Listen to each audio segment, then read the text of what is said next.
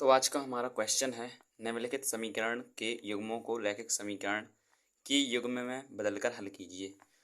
हमारे पास दो समीकरण दिए गए हैं। एक समीकरण है 10/x plus y plus 2/x minus y बराबर 4 और दूसरा समीकरण है 15/x plus y minus 5/x minus y बराबर -2।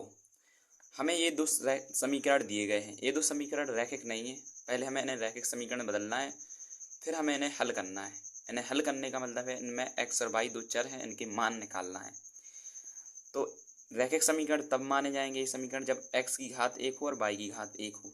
यहाँ पर x और y दोनों नीचे हैं, मतलब x और y की घात -1 है, बटे में है तो x और y की घात -1 है।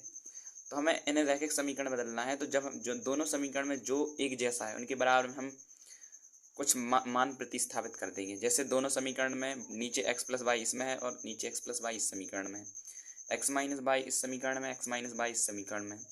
तो हम x प्लस वाई के बराबर में हम मान लेंगे a तथा x माइनस वाई की जगह पर मान लेंगे b। कुछ भी मान सकते हैं हम, x प्लस वाई बराबर p भी मान सकते हैं और x माइनस वाई बराबर q भी मान सकते हैं। तो हमने मान लिया x प्लस वाई बराबर a तथा x माइनस वाई बराबर हमने b मान लिया। जब हम x प्लस वाई बराबर ए और x माइनस वाई बराबर बी रखेंगे तो हम इन दो समीकरणों में x प्लस वाई और x माइनस वाई का मान रख देंगे। तो इस समीकरण जब मान रखेंगे तो यह 10 ज्यों का त्यों रहेगा।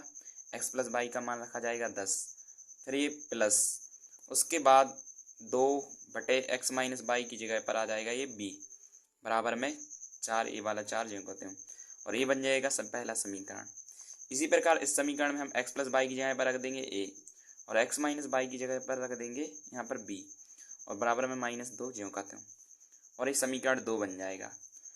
अब हम a और b के मान निकालेंगे इन दो समीकरणों को हल करके। जब हम a और b के मान निकाल लेंगे तो हम a और b के मान लौटा देंगे, और a और b के मान लौटा देंगे तब ये समीकरण रैखिक समीकरण बन जाएंगे। तो जैसे हमारे दो नए समीकरण बन गए 10/a प्लस 2/b बराबर 4 और 15/a माइनस 5/b बराबर -2।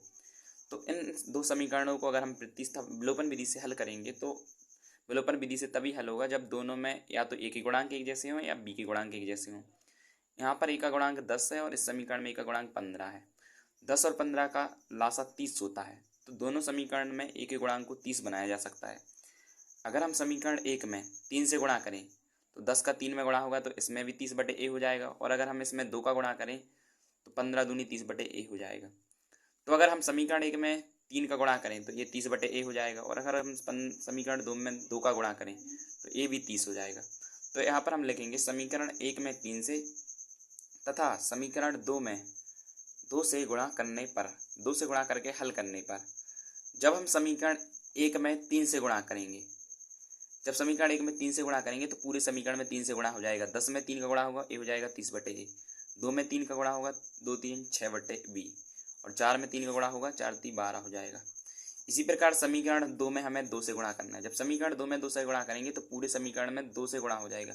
15 में 2 का गुणा होगा, 15 दूनी 30/a हो जाएगा। 5 में 2 का गुणा 10/b हो जाएगा। 2 में 2 का गुणा 4 हो जाएगा। फिर हम इन दोनों समीकरणों को हल करेंगे। जब हल करेंगे तो हम इन्हें जोड़ भी सकते हैं और घटा भी सकते हैं। तो हम यहाँ इन दोनों समीकरणों को घटाएंगे। जब हम घटाएंगे तो नीचे वाले समीकरण के चिन्ह बदल जाएंगे। यहाँ पर 30/a प्लस का है हो जाएगा माइनस का, 10/b माइनस का है हो जाएगा प्लस का, 4 माइनस का है हो जाएगा प्लस का, क्योंकि जब हम घटाते हैं तो नीचे वाले समीकरण के चिन्ह बदल जाते हैं। अब ऊपर का 30/a प्लस का है, नीचे का 30/a माइनस का है। 30/a से 30/a कैंसिल हो जाएगा, घट जाएगा। अब 6/b प्लस का है, 10/b प्लस का है, तो 6/b में 10/b जुड़ जाएगा। 12 ऊपर का प्लस का, 4 भी प्लस का, 12 में 4 जुड़ जाएगा, 16 हो जाएगा। 6/b में 10/b जुड़ेगा, 16/b आ जाएगा। अब यहाँ पर 16 से 16 एक बार कट जाएगा, और यहाँ पर भी 16 से 16 एक बार कट जाएगा, और b का 1 में गुणा होगा और बराबर में इस साइड बचेगा 1, तो b बराबर हो जाएगा 1। और b का मान निकाल लेने के बाद हम b का मान लौटा देंगे। b बराबर हमने x माइनस वाई बराबर b माना था, तो b का जो मान हमने माना था वो मान लौटा देंगे। b बराबर हम x माइनस वाई रख देंगे और बराबर में एक ज्यों का त्यों। यहाँ पर हमने b का मान x माइनस वाई लौटा दिया है। अब ये बार इस समीकरण को हम नया समीकरण नाम दे देंगे समीकरण 3, और इस समीकरण में x और y दोनों की घात 1 है, तो यह एक रैखिक समीकरण बन चुका है। इसी प्रकार हम एक और रैखिक समीकरण बनाएंगे। जब हम ए का मान निकाल लेंगे। अभी हमने बी का मान निकाला है, अब हम ए का मान निकालेंगे। तो ए का मान, हम बी का मान, समीकरण एक में हमें ए और बी है और समीकरण दो में ए और बी है। अगर हम बी का मान समीकरण एक या दो में से किसी भी समीकरण में रख देंगे तो ए का मान निकल आएगा। तो हम बी का मान समीकरण एक में रखेंगे। तो यहाँ पर हम लिखेंगे बी का मान समीकरण एक में रखने पर, जब हम बी का मान समीकरण एक में रखेंगे तो पहले हम समीकरण एक उतार लेंगे। हमारा समीकरण एक था 10/a + 2/b = 4। यहाँ पर हमने हमारा बी का मान आया था 1, तो हम अपना बी का मान लौट रख देंगे। तो 10/a ज्यों कहते हैं रहेगा 2/b का मान 1 = 4। 10/a ज्यों कहते हैं रहेगा, इस प्लस के 2 को हम इस साइड ले जाएंगे, माइनस का 2 हो जाएगा और बटे का 1 हम हटा सकते हैं। तो 10/a बराबर हो जाएगा 2। 4 में से 2 घटेगा, 2 बचेगा। फिर 2 से 2 एक बार और 2 से 10 हम 5 बार काट सकते हैं। ए का 1 में गुणा हो जाएगा, इस साइड 5 बचेगा। तो ए बराबर आ जाएगा हमारा 5। और ए बराबर हमने x + y बराबर ए माना था, तो हम यहाँ पर ए का मान जो माना था वो लौटा देंगे। ए बराबर हमने x + y माना था, तो हमने ए का मान लौटा दिया x + y बराबर में 5 ज्यों कहते हैं। और इस समीकरण को हम मान लेंगे समीकरण 4।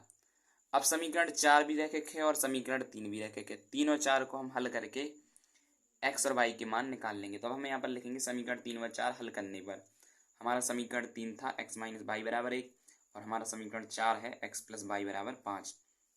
इन दोनों समीकरणों को हम जोड़ भी सकते हैं और घटा भी सकते हैं। तो पहले हम दोनों समीकरणों को हम जोड़ देंगे। जब हम जोड़ेंगे तो नीचे वाले समीकरण के चिन्ह नहीं बदलेंगे। यहाँ पर x प्लस का है, ए वाला x प्लस का है, x में x जुड़ जाएगा 2x हो जाएगा। y माइनस का है, नीचे का y प्लस का कट जाएगा। 5 में 1 जुड़ जाएगा, 6 हो जाएगा।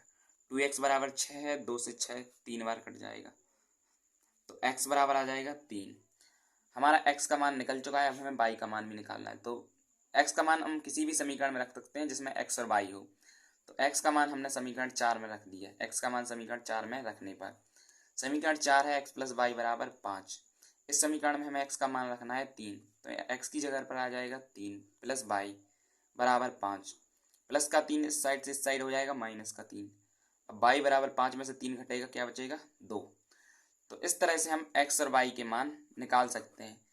हमें पहले रैखिक समीकरण नहीं दिए गए थे, हमने पहले इन समीकरणों को रैखिक समीकरण में बदला। उसके बाद हमने रैखिक समीकरणों को हल करके x और y का मान निकाल लिया।